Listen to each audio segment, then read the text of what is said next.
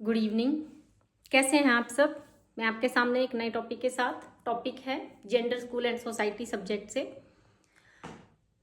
हम अपने आसपास बहुत तरह के बदलाव देखते हैं, जिनमें से एक बदलाव हमने देखा है कि 1970 के आसपास वीमेन स्टडीज की बात होती थी, यानी कि महिलाओं के हकों की, अधिकारों की, क्या उनके साथ अन्याय हो रहा है, क्या उनके साथ उनको अधिकार नहीं मिल रहे हैं, उनको इनइक्वालिटी है, इस सब के बारे में बात हो रही थी। लेकिन 1990 के बाद हमने देखा कि इस विचारधारा के अंदर एक शिफ्ट आया, एक बदलाव आया, क्योंकि बहुत सारे जो आवाजें हैं वो उठनी शुरू हो गई थी कि समाज में अलग अलग तरह के जैसे लोग, होमोसेक्सुअल, बायोसेक्सुअल जो आपने सुने हैं वो भी था। तो आज का जो हमारा टॉपिक है वो है paradigm shift from women studies to gender studies, जिसमें से सबसे पहले हम देखते हैं कि पैराडाइम शिफ्ट क्या होता है। पैराडाइम शिफ्ट, पैराडाइम शिफ्ट का मतलब है, क्योंकि टॉपिक वहीं से शुरू हो रहा है ना, तो पहले हमें पैराडाइम शिफ्ट का मतलब पता होना चाहिए। पैराडाइम शिफ्ट का मतलब क्या है? Change from one way of thinking to another way of thinking, यानी कि शिफ्ट किधर से क्या हो रहा है, बदलाव क्या हो रहा है। हम पहले ऐसे सोच रहे थे, अब हम ऐसे सोच रहे हैं उसी काम को। पहले मैं काम ऐसे करती थी, अब उसी काम को मैंने ऐसे करना शुरू कर दिया है, तो वो क्या हो गया है, वो एक शिफ्ट हो गया है। तो हम पैराडाइम शिफ्ट को क्या कहते हैं? Paradigm shift is a change from one way of thinking to another way of thinking, यानी कि पैराडाइम शिफ्ट वो बदलाव है जिसमें एक विचारधारा से हम दूसरी विचारधारा की तरफ चले जाते हैं, परिवर्तित हो जाते हैं। कैसे कैसे परिवर्तन आया है? आपने देखा कि पर्सनल कंप्यूटर आने से कितना बदलाव आया है समाज में। पहले आप बैंक में जाते थे, व्यक्ति जो है रजिस्टर में काम करते थे, अभी आप बैंक में जाते हो तो कंप्यूटर ही कंप्यूटर रखे हुए हैं, आप ऑनलाइन क्लास अटेंड कर रहे हो, है ना, और आपके पास आप ऑनलाइन ट्रांजेक्शन्स कर रहे हो। ये सारे के सारे क्या हैं? ये शिफ्ट हैं, ये बदलाव हैं। कंप्यूटर के आ जाने से, इंटरनेट के आ जाने से टेक्नोलॉजी के फील्ड में बहुत ज्यादा बदलाव आया है। पहले जब कंप्यूटर शुरू में आया तो लोग कहते थे क्या आदमी का काम कंप्यूटर थोड़ी ना कर सकता है, लोगों ने स्वीकार नहीं किया, लेकिन अब वो हमारी लाइफ का पार्ट एंड पार्सल बन गया है। तो ये बदलाव है।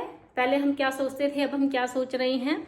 हमारे काम करने के तरीकों में बदलाव आ गया है, जैसे कि खेती पहले बहुत ट्रेडिशनल तरीके से होती थी, उसके बाद धीरे धीरे जैसे टेक्नोलॉजी आई, ट्रैक्टर और भी बहुत सारे जो इंस्ट्रूमेंट्स हैं जो खेती में यूज होते हैं उनका यूज होना शुरू हुआ। आजकल हम और भी ऑर्गेनिक फार्मिंग या और भी अलग अलग तरीके से जो है वो खेती कर रहे हैं। तो ये क्या है? ये शिफ्ट है, ये बदलाव है। तो ये मतलब है पैराडाइम शिफ्ट का, यानी कि one way of thinking to another way of thinking. अगर हम इसको वीमेन स्टडीज और जेंडर स्टडीज के कंटेक्स्ट में देखें तो पहले हम समाज में किस तरीके से समाज की परिस्थितियों को सिर्फ औरतों के नजरिए से देख रहे थे। उसके बाद बदलाव, समाज में ऐसी बहुत सारी घटनाएं घटित हुई कि हमने उन्हीं समस्याओं को सिर्फ औरतों के नजरिए से नहीं बल्कि ग्लोबल लेवल पर, या हम ये कहें कि एक बड़े लेवल पर, एक बड़े स्तर पर हमने उनको देखना शुरू कर दिया। तो यहाँ पर पैराडाइम शिफ्ट का मतलब क्या है कि पहले जिन समस्याओं को सिर्फ महिलाओं के नजरिए से देखा जा रहा था, उनके लिए सोचा जा रहा था, अब हम उन्हीं चीजों को केवल महिलाओं के लिए नहीं बल्कि पुरुषों के लिए भी और समाज में जो अन्य वर्ग हैं उनके लिए भी हम सोच रहे हैं। क्यों ये शिफ्ट है, ये बदलाव क्यों है? क्योंकि जो वीमेन स्टडीज हैं, वीमेन स्टडीज में बेसिकली रूप से उन्हीं के हकों की, उन्हीं के अधिकारों की, कैसे उनको दबाया जाता है, पेट्रियार्की जो पितृसत्ता है, सिर्फ उसी के ऊपर फोकस था। समाज में जो अन्य बुराइयां चल रही हैं, अन्य लोगों के साथ जो इनइक्वालिटी हो रही है, वीमेन स्टडीज में उनका किसी भी तरह का कोई जिक्र नहीं था। लेकिन जो जेंडर स्टडीज हैं, जेंडर स्टडीज ने अपना फोकस जो है वो वाइड कर दिया। जेंडर स्टडीज कहती हैं कि जो महिलाओं के मुद्दे हैं वो केवल महिलाओं के ही मुद्दे नहीं हैं, उनमें दूसरे लोगों के मुद्दे भी शामिल हैं। वो दूसरे लोग कौन हैं? गे, होमोसेक्सुअल, बायसेक्सुअल, ट्रांससेक्सुअल, सिसजेंडर, ये सारे के सारे, उनके साथ भी तो इनइक्वालिटी हो रही है। समाज में उन्हें भी तो दर्जा नहीं मिल रहा है। ये बदलाव क्यों आया? जब उन लोगों ने अपने हकों और अधिकारों के लिए आवाज उठानी शुरू करी तो वहां से शिफ्ट आया, वहां से चेंज आया समाज के नजरिए में, और वहां से हम वीमेन स्टडीज से जेंडर स्टडीज की तरफ चले गए। तो क्या है, आप इसको कैसे लिखोगे? स्टार्टिंग में जो इंट्रोडक्शन है मैं आपको बता रही हूं, आपने कैसे लिखना है। आपने लिखना है कि महिला अध्ययन से लैंगिक अध्ययन की तरफ जो बदलाव आया है उसके कारण शैक्षणिक फील्ड में, शैक्षणिक क्षेत्र में, सामाजिक क्षेत्र में तथा पावर रिलेशन, जो शक्ति के बहुत सारे संबंध हैं, उन सभी क्षेत्रों में बहुत सारे बदलाव आए हैं। जबकि महिला अध्ययन केवल महिलाओं के अधिकारों, हकों की ही बात करता है, वहीं पर लैंगिक अध्ययन ने अपनी विचारधारा को व्यापक करते हुए उन्होंने इसमें महिलाओं के साथ साथ समाज के जो अन्य वर्ग हैं, जैसे कि ट्रांसजेंडर, लेस्बियन, होमोसेक्सुअल, गे, बाइसेक्सुअल, इनके हकों और अधिकारों की भी बात करी है। जेंडर स्टडीज में ये अध्ययन किया गया, ये एक्सप्लोर किया गया, ये देखा गया कि जो लिंग है, जो जेंडर है, जो जैविक लिंग है, वो उसका बायोलॉजी से कोई लेना देना नहीं है, उसका शरीर से कोई लेना देना नहीं है, बल्कि वो समाज द्वारा निर्धारित किया गया है। और समाज ने जिसका निर्धारण किया है तो वो कास्ट के केस में कैसे इम्पैक्ट करता है, क्लास के केस में कैसे इम्पैक्ट करता है, जो सेक्सुअलिटी है उसके केस में वो किस तरीके से इम्पैक्ट करता है, इन सभी का अध्ययन जो है वो जेंडर स्टडीज के अंदर किया गया है। तो ये क्यों शिफ्ट आया? क्योंकि why the shift, why the shift, shift क्यों आया है? सबसे पहला, recognising that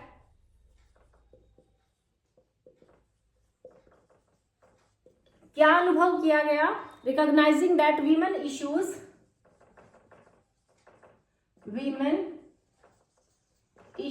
are social issues also, कि जो महिला के मुद्दे हैं वो सामाजिक मुद्दे भी हैं, which includes men and other gender. For example, gay, lesbian etcetera. ये आपने इस तरीके से लिख देना है। दूसरा अनुभव किया गया, बिकॉज ये अनुभव किया गया, इट वॉज अंडरस्टूड दैट, ये समझा गया, ये समझा जाने लगा, that gender is not biological, कि जो जेंडर है वो बायोलॉजिकल नहीं है, वो शरीर के आधार पर निर्मित नहीं है, but a social and cultural construct, यानी कि जो रोल हमारे निर्धारित करे गए हैं कि मेरी ये बायोलॉजी है, उसके आधार पर मुझे ये काम करने हैं, उसका और मेरी बायोलॉजी का कोई लेना देना नहीं है। मैं महिला हूं तो ठीक है, मेरी बायोलॉजी में कुछ चीजें स्पेसिफिक है जो पुरुष की बायोलॉजी में नहीं है, लेकिन जो कामों का बंटवारा किया गया है उसका मेरी बायोलॉजी से, कि मैं ही खाना बनाऊंगी, मैं ही घर के काम करूंगी, उसका मेरी बायोलॉजी से कोई लेना देना नहीं है। सिर्फ दो ही काम है, बच्चे को जन्म देना, क्योंकि हमारे पास उस तरह के ऑर्गन्स हैं, रिप्रोडक्टिव ऑर्गन्स हैं, दूसरा दूध पिलाना। ये दो ही काम महिला की बायोलॉजी से जुड़े हुए हैं, बाकी कोई भी काम महिला की बायोलॉजी से जुड़ा हुआ नहीं है। ये समझा गया और इसीलिए ये शिफ्ट आया। तो शिफ्ट आया क्या क्या, वो देखो क्या क्या शिफ्ट आया।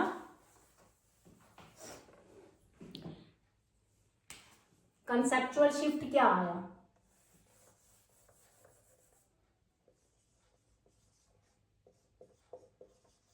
Conceptual shift. अब जो ये शिफ्ट आया, पहले हम क्या कर रहे थे? वीमेन स्टडीज, फिर हम शिफ्ट हो गए किधर? जेंडर स्टडीज पर। ठीक है ना, शिफ्ट हो गए हम। पहले हम उसको पढ़ रहे थे, अब हम इसको पढ़ रहे हैं। तो शिफ्ट क्या क्या आया है, किस किस चीज में बदलाव आया, ये किस पर फोकस करता है? Focuses on women issues. ये सिर्फ महिलाओं के मुद्दों पर ही बात करता है। एंड पैट्रियार्की,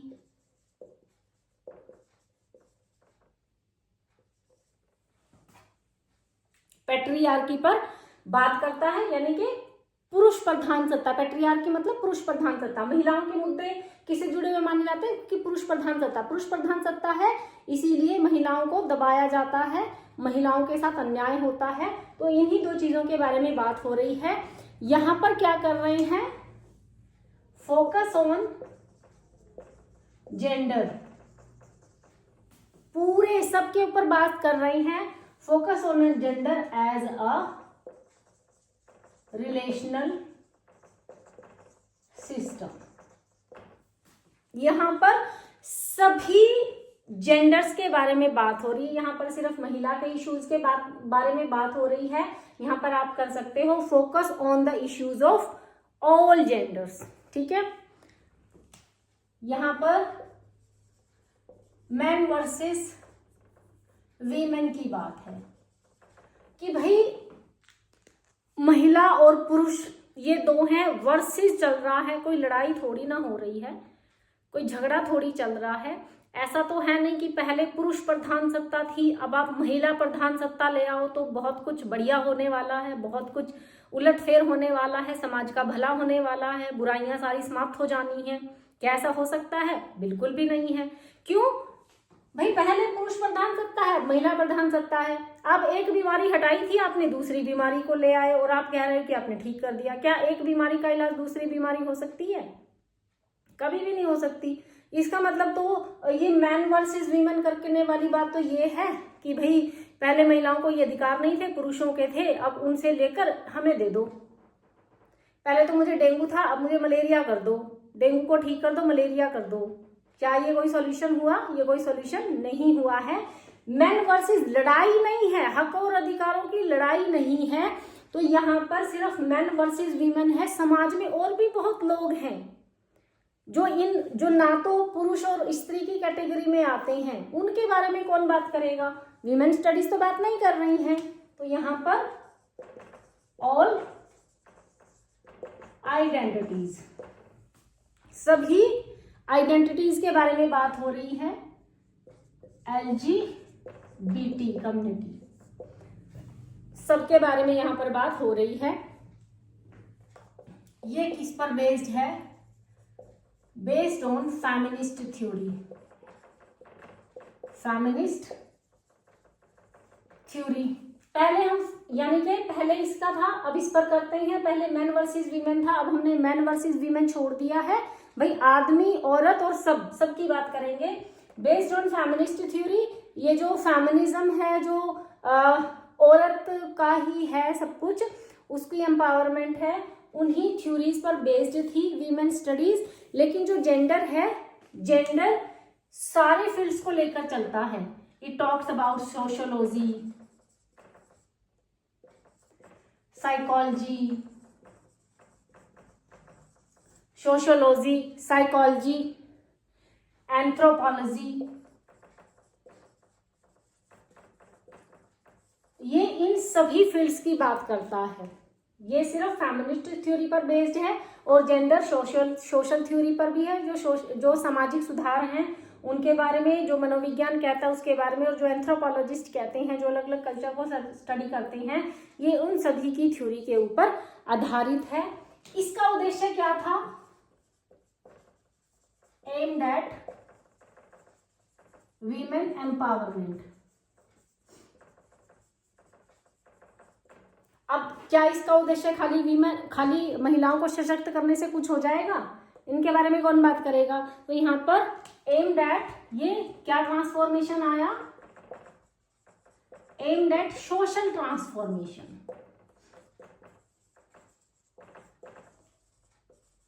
सामाजिक बदलाव करेंगे, सिर्फ महिलाओं की स्थिति में बदलाव नहीं लाएंगे, सामाजिक बदलाव लाएंगे। And equality for all genders. ठीक है कि हम, तो ये शिफ्ट आया है। हमने देखा कि पैराडाइम शिफ्ट क्या है? One way of thinking to another way of thinking में शिफ्ट हो जाना पैराडाइम शिफ्ट है। विमेन स्टडीज से हम जेंडर स्टडीज में क्यों शिफ्ट हुए? क्योंकि महिला जो अध्ययन था उसमें सिर्फ महिलाओं के बारे में बात होती थी, न पुरुषों के ऊपर फिर जो अत्याचार होने लगे, बहुत सारे कानून ऐसे बन गए जिनका दुरुपयोग किया जाने लगा। अब उनमें कैसे सुधार होगा, तो उन पर कोई बात नहीं हो रही थी। तो फिर जेंडर स्टडीज आई। अब महिला उसमें, तो एलजीबीटी कम्युनिटी के बारे में भी महिला अध्ययन कोई बात नहीं कर रहा था। तो शिफ्ट ही कब आया? जब एलजीबीटी कम्युनिटी जागरूक होनी शुरू हुई, जब इन्होंने भी आवाज उठानी करी कि भाई अत्याचार तो हमारे साथ भी हो रहा है, अन्याय तो हमारे साथ भी हो रहा है, हमारे साथ भी भेदभाव हो रहा है, हमें भी इक्वल राइट्स नहीं मिल रहे हैं समाज में, हमें तो एक नागरिक होने तक का दर्जा नहीं दिया जा रहा है। तो उन्होंने आवाज उठाई। उसको बहुत सारे जो सामाजिक सुधारक थे, जो सोशल रिफॉर्मर्स थे, उन्होंने उसके ऊपर संज्ञान लिया, सोचा, वो आगे आए और बदलाव आया। हम आ गए वीमेन स्टडीज से जेंडर स्टडीज की तरफ। तो शिफ्ट क्या आया है ये मैंने आपको बताया, या पेपर में ऐसे बता सकते हैं स्टार्टिंग में, थोड़ा सा आपको 4-5 लाइनें लगेंगी। ठीक है, तो हमारा जो टॉपिक था paradigm shift from women studies to gender studies. इसमें एक और चीज आप लिख सकते हैं, 1970 का जो दशक था वो वीमेन स्टडीज का था, और 1990 के बाद जेंडर स्टडीज का एरा आना शुरू हुआ। हालांकि अगर हम हिंदुस्तान के अंदर देखें तो हम अभी भी महिलाओं और पुरुषों की इक्वालिटी के बारे में बात हो रही है। किताबों के अंदर आप देखोगे तो सब वीमेन की ही बातें करते हैं, लड़कियों की ही बातें करते हैं। लड़कों के साथ जो अन्याय है, जो इनइक्वालिटी बहुत सारी जगहों पर देखने को मिलती है, उसके बारे में कोई बात नहीं करता। जैसे कि एक छोटा सा एग्जाम्पल, कॉलेज के अंदर जो है आपको गर्ल्स रूम देखने को मिल जाते हैं, boys common room. Girls common room होता है, बॉयज़ कॉमन रूम कहीं भी नहीं होता। उनको हर जगह से भगा दिया जाता है, धुतकार दिया जाता है, उनके साथ ठीक से कोई बात भी नहीं करता है। कौन बात कर रहा है उसके बारे में? कोई भी नहीं बात कर रहा। तो इसीलिए जेंडर स्टडीज का उदय हुआ। ठीक है, समझ में आ गया आपको? नेक्स्ट लेक्चर में हम पढ़ेंगे कि 19th सेंचुरी में क्या क्या सोशल रिफॉर्म्स हुए, क्यों हुए, क्या रीजन रहा। क्योंकि जो बदलाव आता है, जो शिफ्ट आता है पैराडाइम में, वन वे ऑफ थिंकिंग से अनदर वे ऑफ थिंकिंग में, वो विदाउट एनी रीजन नहीं आता। कुछ ना कुछ घटनाएं, दुर्घटनाएं घटती हैं, और उन बदलाव को लाने के लिए कोई ना कोई व्यक्ति सामने आता है, कोई ना कोई एजेंट सामने आता है जो सुधार का काम करता है। तो हम देखेंगे 19वीं शताब्दी के अंदर क्या क्या हुआ नेक्स्ट वीडियो में। Okay, thank you.